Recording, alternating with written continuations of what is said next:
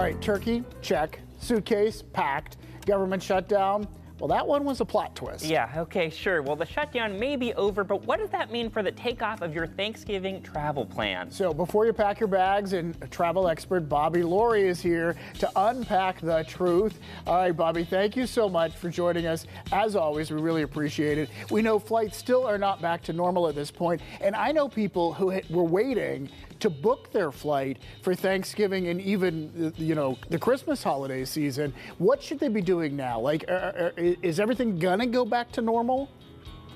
You know, that's a really good point. A lot of folks really have not purchased their holiday travel yet because they were waiting to see what was going to happen. And just like you said, so far as of this morning, we're still looking at a 6% capacity reduction for all the airlines across the board at those 40 airports. So things will get back to normal slowly. You know, airlines were canceling their flights about 3 to 5 days in advance to give everyone a chance who was canceled to rebook and find another way to get to their destination. So we're going to be looking at these delays and issues for about 3 to 5 more days, and then you'll see air travel get back to normal just before Thanksgiving week. And so what are the best and worst days to travel on? What days should you be looking for and what should you be avoiding?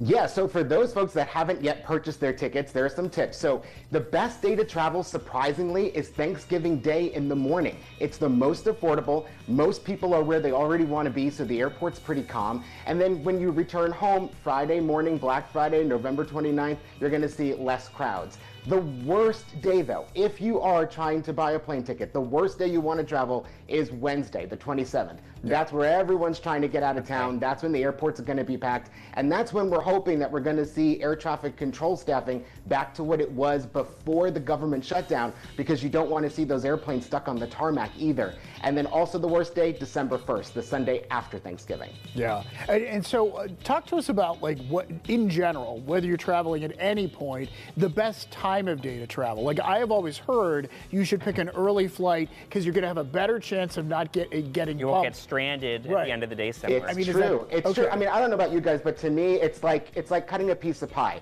You want that first piece of pie because it comes out perfect, but then as you cut the rest of it, it just seems to get messy. So you definitely want to go out on the first flight of the day. The airlines call that the originator.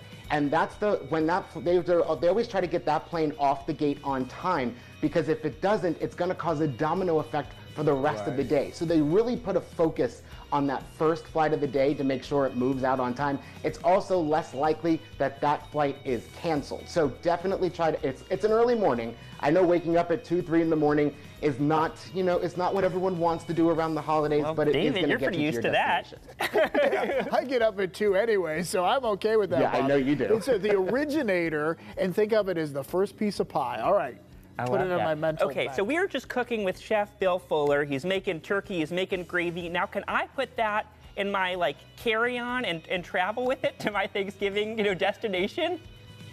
So you said turkey and gravy, so I'm going to say yes and no. So if you want to travel with food, you can actually travel in your carry-on on the plane with cooked turkey, whether it's whole or sliced. Yes, you can bring a whole turkey on the plane. Really? Your stuffing, your casseroles, your breads, your rolls, and even your pie. Even though the inside of the pie, the filling of the pie, is more like a gel, you can actually take it on the plane with you. Just be prepared for TSA to inspect it. And then for things that you can't bring, one of those is the gravy and the cranberry sauce that you were just talking about. You can't bring through those liquids and gels, wine, of course, liquids. But a little tip, when it comes to the cranberry sauce and gravy, if you freeze it when you're going through security, it's technically a solid. So you can pass through security with those as long as they're frozen.